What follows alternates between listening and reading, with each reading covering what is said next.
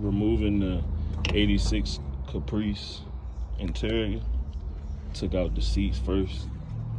Front seats, got one bolt right there. We're gonna have two right here. And another two on this side. Same for the other side. Then when you get to the back, you know it's just clamped on by these little clamps. And the bottom gonna be on these clamps. Pulled all the seats out. Pulled all the seat belts out. You need a T45 socket for that right there. It's a T45 socket. I'm gonna pull the dash next and go from there.